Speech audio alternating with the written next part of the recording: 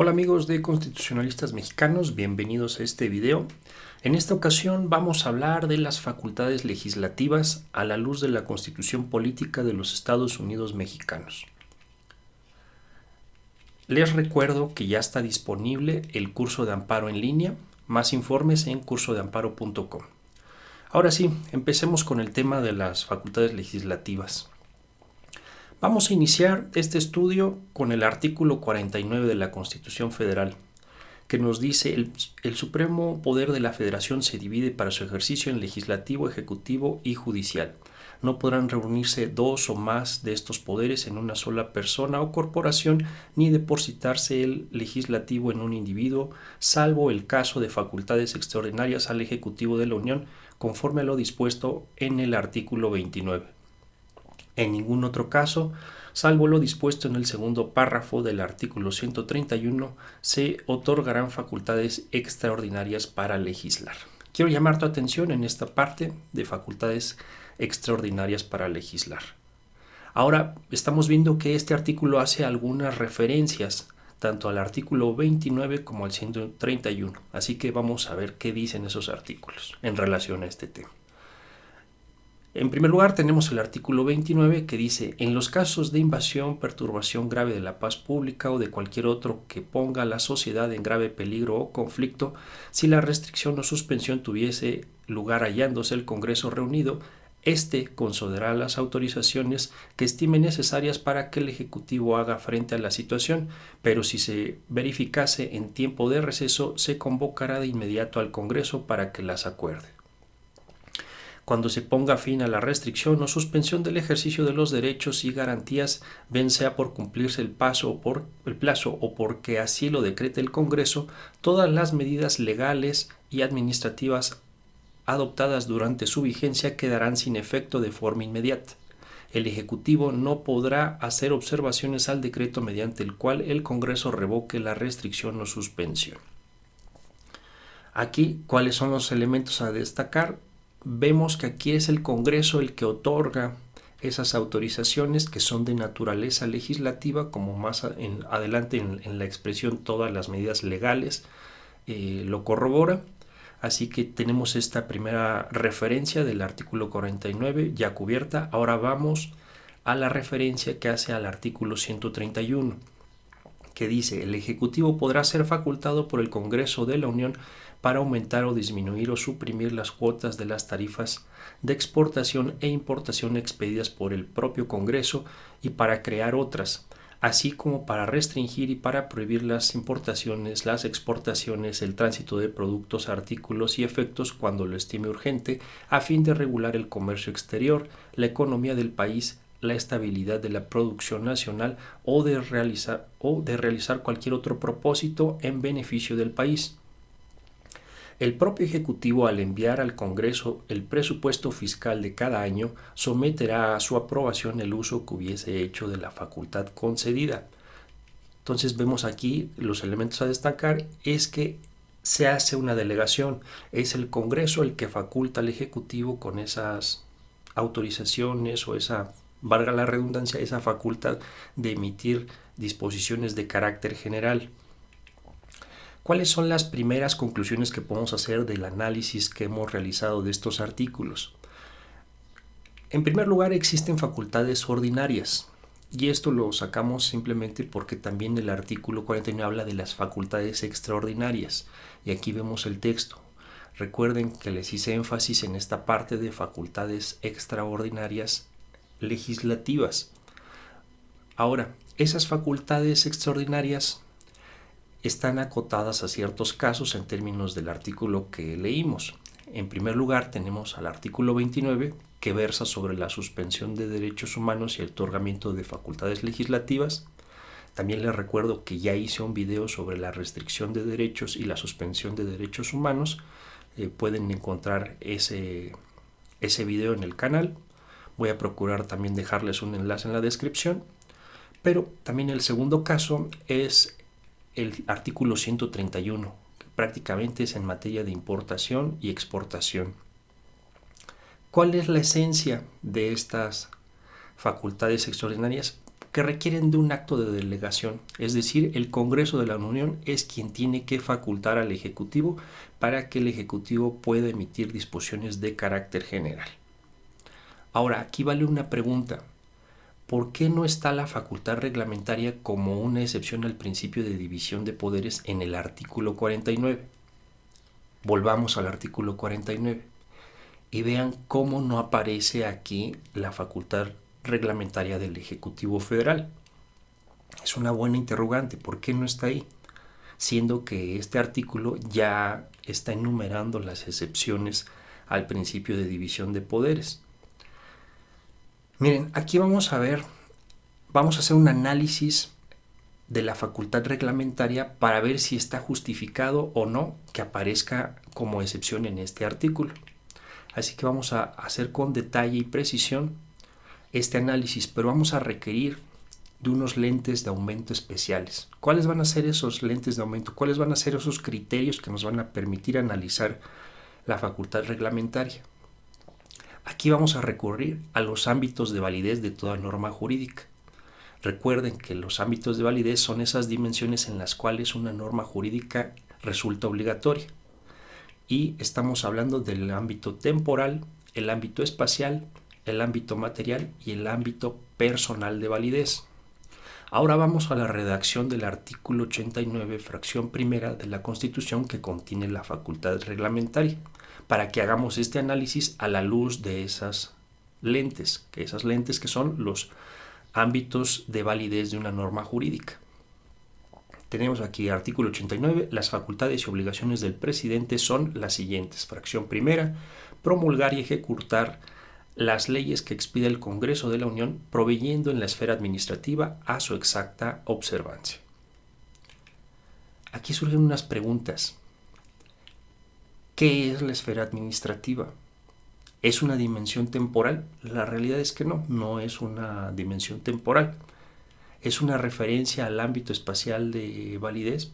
Pues tampoco, no es el caso, porque recordemos que incluso hay otros artículos de la Constitución que sí nos hablan de una cuestión que tiene que ver con el ámbito espacial de validez, como son las partes integrantes de la Federación y el territorio nacional, en los artículos 42 a 48. ¿Es una delimitación material? Pues bueno, aquí sí ya puede haber implícita una referencia al derecho administrativo, pero no es algo tan contundente. Volvemos a formular la pregunta, ¿qué es la esfera administrativa? Porque recordemos la redacción, promulgar y ejecutar las leyes que expide el Congreso de la Unión, proveyendo en la esfera administrativa a su exacta observancia. Aquí formulemos esta otra pregunta, ¿es una referencia al ámbito personal de validez? Y aquí se antoja que sí es una referencia al ámbito personal de validez. Recordemos que la Constitución también nos establece en el artículo 90 qué es la administración pública federal, y ya nos habla de que va a ser centralizada, va a ser paraestatal. Y también en otro artículo, en el artículo 92, nos dice que todos los reglamentos, decretos, acuerdos y órdenes del presidente deben estar firmados por el secretario de Estado a que el asunto corresponda y sin este requisito no serán obedecidos. Entonces aquí estamos viendo cómo el Ejecutivo Federal, al ser quien dirige, quien coordina, quien organiza a esa administración pública federal, debe contar con una autorización por parte de la Constitución para emitir disposiciones de carácter general. Entonces aquí ya vemos cómo se empieza a delimitar el concepto de esfera administrativa.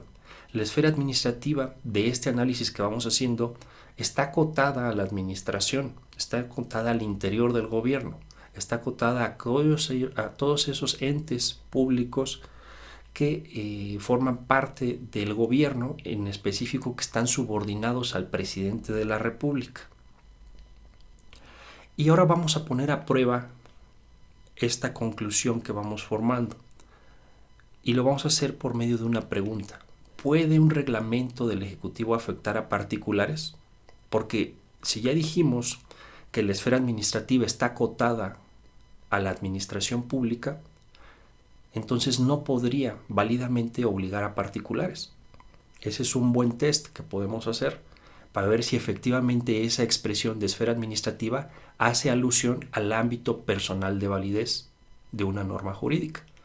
Entonces, para contestar esta pregunta que estamos formulando de si puede o no un reglamento del Ejecutivo Federal afectar a los particulares, tenemos que acudir a otras disposiciones de la Constitución. Y la respuesta va a ser contundente: no, un reglamento no puede afectar a un particular. ¿Con fundamento en qué? Pues bueno, en primer lugar, con el artículo 14 constitucional. Y vean aquí cómo la Constitución establece que los actos privativos deben ser fundados en ley, no en un reglamento. Son cuestiones distintas. El reglamento lo emite el Ejecutivo Federal con fundamento en la fracción primera del artículo 89. Y la ley es algo distinto, no se equiparan. Si bien es cierto, los dos son disposiciones de carácter general, ya estamos viendo que hay diferencias, porque aquí el artículo 14 no admite que los actos privativos estén fundados en una ley, en un reglamento. Exige forzosamente que la sentencia, por ejemplo aquí lo vemos en los juicios de orden criminal, tiene que forzosamente la pena estar prevista en una ley. Y lo mismo pasa con los juicios del orden civil. La sentencia definitiva deberá ser conforme a la letra o a la interpretación jurídica de la ley. Y miren aquí, y a falta de esta, es decir, a falta de una ley, se fundará en los principios generales del derecho. ¿Qué no dice? No dice que a falta de la ley se va a fundar en un reglamento. Entonces aquí ya vemos cómo los actos privativos forzosamente deben estar fundados en una ley. Lo mismo pasa con los actos de molestia en términos del artículo 16 de la Constitución. Entonces aquí vemos cómo se dice que nadie puede ser molestado en su persona, familia, domicilio, papeles o posesiones, sino en virtud de mandamiento escrito de la autoridad competente que funde y motive la causa legal. Mucho ojo aquí, énfasis, causa legal del procedimiento, no dice causa reglamentaria o alguna alusión a esa facultad del Ejecutivo, sino que forzosamente se precisa que ahí debe ser una ley la que funde el acto de la autoridad. Entonces, ¿qué otras conclusiones podemos ir formulando? Pues bueno, la facultad reglamentaria del Ejecutivo Federal no puede afectar a los particulares, esto con fundamento en el artículo 14 y 16. Y ahora, la esfera administrativa a la que alude precisamente al ámbito personal de validez de los reglamentos, en específico a la administración pública. Entonces aquí ya vemos por qué el artículo 49 no establece en los casos de excepción a los reglamentos, porque tienen características distintas. Ahora vamos a hacer una clasificación. Ya hemos visto que hay facultades legislativas. Las que ya más hemos desarrollado son las facultades extraordinarias, los casos del artículo 29 y el caso del artículo 131, ya los desarrollamos. Incluso ya los distinguimos de la facultad reglamentaria y ya vimos por qué no están en el artículo 49 como una excepción. Ahora vamos a hablar de las facultades legislativas ordinarias, que este tema es relevante porque con este tema que estamos viviendo de la pandemia, aquí estamos viendo qué autoridad es la competente para emitir los lineamientos sanitarios. Entonces, abordemos este tema de las facultades legislativas ordinarias. En primer lugar, vamos a tener al Congreso de la Unión. Y eso simplemente porque el artículo 50 de la Constitución así lo establece. El poder legislativo de los Estados Unidos mexicanos se deposita en el Congreso General. Hasta aquí no hay ninguna novedad, es lo normal. Confirma lo anterior el artículo 70 que dice: toda resolución del Congreso tendrá el carácter de ley o de decreto. Entonces ya vemos aquí la forma normal de operar, de ejercer esa función legislativa, está a cargo del Congreso de la Unión. Ahora, aquí entra un caso en el artículo 73 de la Constitución. Aquí se prevé el Consejo de Salubridad General y aquí vemos cómo se establece que sus disposiciones son de carácter general. Y volvemos a formular la misma pregunta, pero con un nuevo sentido. ¿Por qué no está el Consejo General de Salubridad como una excepción al principio de división de poderes en el artículo 49? Y aquí son varias razones. En primer lugar, el Consejo de Salubridad es un órgano colegiado, es decir, no es un solo individuo. También las facultades legislativas no son extraordinarias, es decir, no requieren de un acto de delegación por parte del Congreso, sino que las facultades legislativas del Consejo de Salubridad General derivan directamente de la Constitución y es por ello que son ordinarias. Así las cosas, no hay razón de ponerlas como excepción, porque no son facultades legislativas extraordinarias, sino que son facultades que directamente establece la Constitución a favor del Consejo de Salubridad. No necesita de un acto del Congreso que la autorice. Pues bueno, entonces aquí ya estamos viendo más precisiones y estamos viendo que existen las facultades ordinarias y las extraordinarias. Aprovecho esta ocasión para comentarles que el próximo video que estoy preparando es relativo a si estamos obligados o no a pagar la renta durante la pandemia, así que estén atentos. A aquellos que no se hayan suscrito al canal, por favor suscríbanse, también activen las notificaciones para que puedan ver estos videos. Pero ya para redondear este tema de la facultad legislativa a la luz de la Constitución, vamos a ver este cuadro. Ya vimos que hay facultades ordinarias, que es decir, aquellas que vienen directamente otorgadas por la Constitución y que no requieren de un acto de delegación, y esas están asignadas al Congreso y al Consejo General de Salubridad. También vimos que hay facultades legislativas extraordinarias, que son aquellas que requieren de una delegación por parte del Congreso, y son los casos del artículo 29 de la Constitución, que ahí es el caso de suspensión de garantías y otorgamiento de facultades extraordinarias, y en el artículo 131, que prácticamente es el tema de importación y exportación de bienes.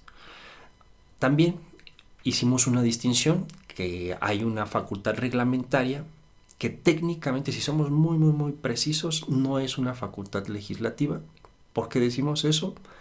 Decimos que no es una facultad legislativa porque no puede afectar directamente a los particulares.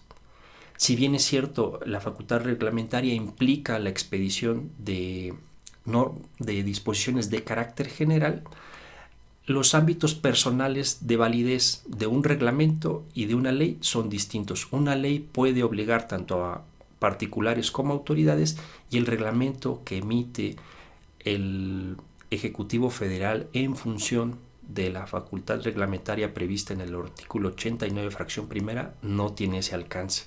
Cosa distinta con los reglamentos que emiten otros niveles de gobierno, como pueden ser los ayuntamientos. Ahí es una cuestión distinta. Ahí sí puede afectarse a los particulares, pero eso por propia disposición de la Constitución. Pues bueno, hasta aquí este video. Para aquellos que aún no estén suscritos, por favor suscríbanse y compartan este video. También pónganme en los comentarios qué otros temas quieren que abordemos en estos videos. Recuerden que son para ustedes y pues bueno, nos estamos viendo hasta la próxima.